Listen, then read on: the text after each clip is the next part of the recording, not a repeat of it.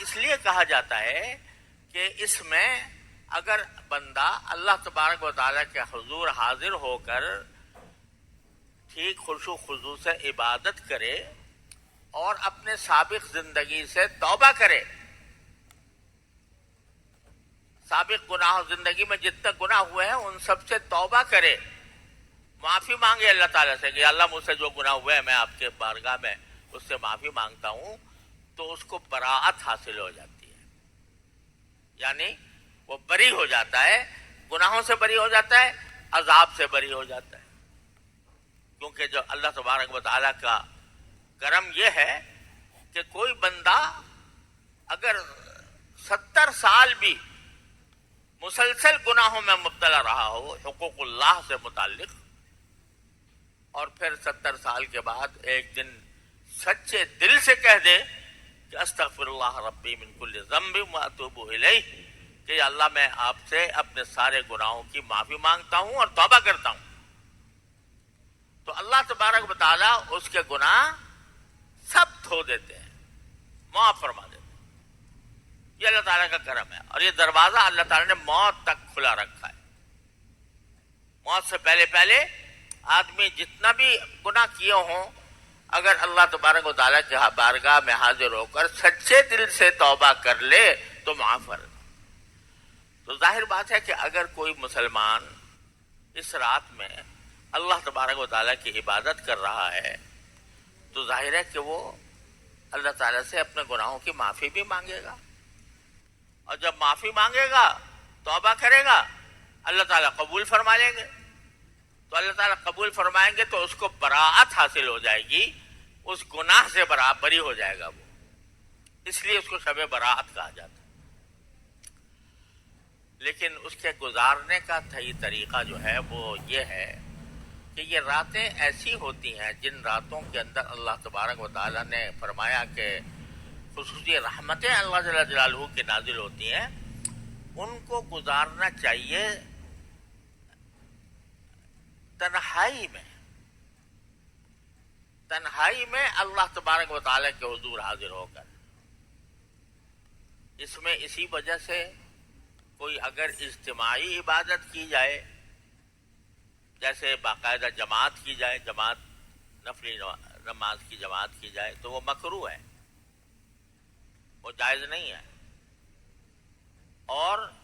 اسی طریقے سے اس میں اگر کوئی ایسا عمل کیا جائے کہ جو اجتماعی نوعیت کا ہو، وہ پسندیدہ نہیں ہے۔ بہت سے لوگ اس رات کو تقریروں میں، جلسوں میں، دعوتوں میں خرچ کر دیتے ہیں۔ ارے اس کا تو ایک ایک لمحہ قیمتی ہے، یہ اس میں خرچ کرنا، اس کو جلسوں میں تقریروں میں خرچ کرنا، اگر شب برات کے بارے میں لوگوں کو اس کی فضیلت بتانی ہے اور لوگوں کو اس پر آمادہ کرنا ہے کہ وہ اس رات سے فائدہ اٹھائیں، تو وہ رات کے آنے سے پہلے ہونا چاہیے۔ جب رات آ گئی تو اس کا ایک ایک لمحہ قیمتی ہے، اللہ تبارک و تعالیٰ نے اس کی بڑی اس میں عظمت رکھی ہے۔ لہذا یہ رات تو ایسی ہے کہ بندہ ہو اور اس کا اللہ ہو، یعنی تنہائی میں بندہ اپنے پروردگار سے رابطہ قائم کرے، بندہ اپنے پروردگار سے تعلق جوڑے، کتنا ہی گناہگار ہو، کتنا ہی فاسق و فاجر ہو، کتنے بڑے بڑے گناہوں سے سرزد ہو گئے ہوں، لیکن اللہ تعالیٰ نے اپنے ساتھ رابطہ کرنے کو، اپنے ساتھ تعلق جوڑنے کو اتنا آسان بنا دیا ہے کہ کتنا ہی انسان گیا گزرا ہو، گناہوں میں لت پت ہو، اللہ تعالیٰ کہتے ہیں آ جاؤ، اسی حالت میں آ جاؤ اور میرے سامنے حاضر ہو کر مجھ سے معافی مانگ لو۔ ایک مرتبہ تم سچے دل سے کہہ دو گے کہ اللہ مجھے معاف کر دے، میں نے زندگی بہت گناہوں میں گزاری ہے، یا اللہ مجھے اپنی رحمت سے معاف فرما دے، تو یہ اللہ تعالیٰ فرماتے ہیں ایک لمحے میں تمہارے 70 سال کے گناہ معاف کر دوں گا، بشرطے کہ وہ حقوق اللہ سے متعلق ہو، حقوق العباد اس طرح معاف نہیں ہو۔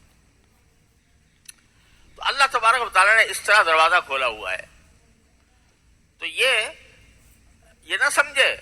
کہ بھئی ہم تو گناہ گار ہیں، خطا کار ہیں، ہم سے بہت سے گناہ ہوئے ہیں، ہم اللہ تعالیٰ کی عبادت نہیں کر پاتے، بے نمازی ہیں فرض کرو، بے نمازی ہیں، وہ سمجھے کہ بھئی میں کیا جاؤں گا اللہ میاں سے، میری کیا دعا قبول کریں گے اللہ تعالیٰ، میں تو گناہ گار ہوں، خطا کار ہوں۔ ارے ایسے گناہ گار خطا کار کی جو اپنے گناہوں اور خطاؤں پر نازم بھی ہو، اللہ تعالیٰ تو بہت جلدی قبول کرتے ہیں اس کی، بہت جلدی قبول کرتے ہیں کہ یہ میرا بندہ بھٹک کر میرے پاس آ گیا تو میں اس کو اپنی گود میں لے لوں گا۔ اللہ تبارک و تعالیٰ کی سنت یہ ہے۔ لہذا کوئی بندہ بھی یہ نہ سمجھے کہ میری ساری زندگی گناہوں میں گزری ہے، چند لمحات میں شب برات کے اندر اللہ تعالیٰ کی طرف رجوع کر کے گزار لوں گا تو کون سا تیر مار لوں گا اور اس سے کس طرح میرے ساری زندگی کے دلیدر دور ہو جائیں گے، یہ سب شیطان کا دھوکہ ہے۔ ارے چند لمحوں کے لیے چاہے حاضر ہو جاؤ، لیکن اللہ تبارک و تعالیٰ سے اپنا رابطہ قائم کر لو، نفلیں پڑھ کر لو، تلاوت کر کے کر لو، ذکر کر کے کر لو۔ تیسرا کلمہ سبحان اللہ والحمد للہ ولا الہ الا اللہ واللہ اکبر ولا حول ولا قوت الا باللہ العلی العظیم، یہ کلمہ ایسا ہے کہ اس کے بارے میں احادیث میں آتا ہے کہ یہ گناہوں کے معاف کرنے کے معاملے میں یہ کلمہ اکسیر ہے۔ لہذا اس میں کرنا کیا ہے؟ جتنا ہو سکے نفلی نماز اللہ تعالیٰ کی بارگاہ میں، نفلی نماز میں کوئی صورت متعین نہیں ہے، کوئی خاص طریقہ متعین نہیں ہے، جیسے عام نمازیں پڑھتے ہیں اسی طرح پڑھیں۔ البتہ اگر کسی کو لمبی صورتیں یاد ہوں تو افضل یہ ہے کہ لمبی صورتیں پڑھے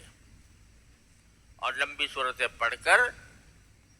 لمبے رکوع کرے، لمبے سجدے کرے۔ اور نفلی نمازوں میں جو رکوع میں اور سجدے میں دونوں میں مسنون دعائیں کرنا بھی جائز ہے۔ سبحان ربی العظیم، سبحان ربی الاعلیٰ تو کہتے ہی ہیں، اس کے ساتھ کوئی دعا جو ربنا آتنا فی الدنیا حسنۃ نہیں، یہی مانگ لو، اتنی جامع دعا ہے کہ دنیا میں بھی اچھا ہی دیجیے مجھے، آخرت میں بھی دیجیے، وقنا عذاب النار، تو وہ سجدے میں پڑھ کے کہہ لو، رکوع میں کہہ لو۔ جو دعائیں یاد ہوں، قرآن کی دعائیں یا نبی کریم سرورت عالم صلی اللہ علیہ وسلم سے جو معثور دعائیں ہیں وہ مانگتے رہو، لمبے سجدے کر لو، لمبی رکعتیں پڑھ۔ تو ایک تو نفلی نمازوں کی جتنا ہو سکے کثرت، دوسرے تلاوت قرآن کریم جتنا ہو سکے وہ کریں، تیسرے ذکر، چلتے پھرتے اٹھتے بیٹھتے، یہ میں نے جو کلمہ جو آپ کے سامنے پڑھا، سبحان اللہ والحمد للہ ولا الہ الا اللہ واللہ اکبر ولا حول ولا قوت الا باللہ العلی العظیم، بس چلتے پھرتے اٹھتے بیٹھتے یہی پڑھتے رہیں، فضول چیزوں میں وقت کو ضائع نہ کریں۔ یہ تین کام تو ہیں بنیادی عبادتیں۔ چوتھا کام ہے دعا۔ اللہ تبارک و تعالیٰ اس رات میں دعائیں بہت قبول فرماتے ہیں، تو اس وجہ سے اپنی ساری چھوٹی بڑی حاجتیں، اپنی حاجتیں، اپنے خاندان کی حاجتیں، اپنے ملک کی حاجتیں، اپنے قوم کی حاجتیں، اپنے ملت اسلامیہ کی حاجتیں، وہ سب اللہ تعالیٰ کی بارگاہ میں مانگنے کا اہتمام کریں، تو انشاءاللہ وہ دعائیں اللہ تعالیٰ کے ہاں قبول ہوں گی۔ ایک اور بات جو شب برات کے بارے میں مشہور ہے اور ہمارے ہاں اس کو تعبیر اس طرح کیا جاتا ہے کہ جس کا انتقال ہونے والا ہوتا ہے اگلے سال میں تو اس کا پتا کٹ جاتا ہے. یہ عام طور سے یہ جملہ مشہور ہے کہ آج پتہ نہیں کتنوں کے پتے کٹیں گے. مطلب یہ کہ کچھ پتہ نہیں ہے کہ کتنے لوگوں کے بارے میں فیصلہ ہوگا کہ بھئی اگلے سال میں ان کو دنیا سے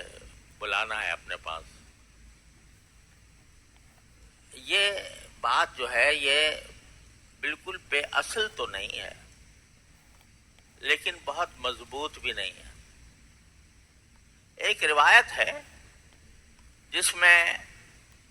یہ آتا ہے کہ اس رات میں اللہ تبارک و تعالی سال بھر میں جتنے کام ہوتے ہیں وہ متعلقہ فرشتوں کے حوالے کر دیتے ہیں کہ بھئی کس کو کتنا رزق ملنا ہے اس سال میں. تو وہ جو رزق کے اوپر جو فرشتہ متعین ہے اس کو بتا دیتے ہیں کہ بھئی اس سال میں فلاں کو اتنا رزق دینا ہے. اور اسی طرح کس آدمی کو ابھی زندگی اس کی باقی ہے اور کس کی زندگی ختم ہونی ہے تو اس کا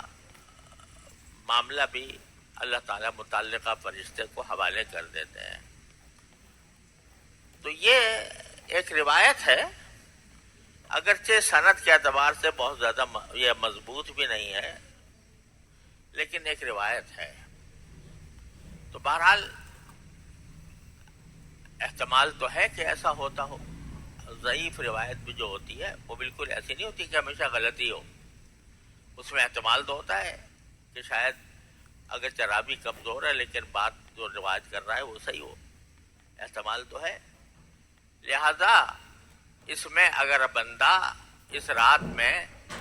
یہ دعا کرے کہ یا اللہ آج آپ میرے اگلے سال کے تمام رزق کا فیصلہ کرنے والے ہیں تو اللہ اپنے رحمت سے میرے رزق میں وسعت عطا فرما دیجئے, حلال رزق مجھے وسعت کے ساتھ عطا فرما دیجئے. تو اچھی کوئی حرج نہیں ہے اس یہ دعا کرنے میں. اور اسی طرح یہ دعا کرنے میں کہ یا اللہ اگر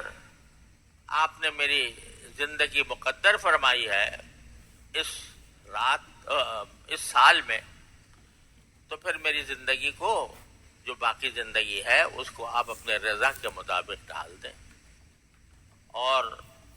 مجھے اپنی اس باقی ماندہ زندگی میں ایسے اعمال کی توفیق عطا فرما دیجئے جو آپ کو راضی کرنے والے ہوں تاکہ جب میں دنیا سے رخصت ہوں تو آپ کی مغفرت کا پروانہ لے کر رخصت ہوں. یہ دعا مانگنے میں کوئی حرج نہیں لیکن حقیقت میں نے بتا دی کہ کوئی بہت پکی یا مضبوط روایت نہیں ہے. ایک ہے روایت اور اس کی وجہ سے اس طرح کی دعا کر لینے میں کوئی حرج نہیں بلکہ کرنی چاہیے.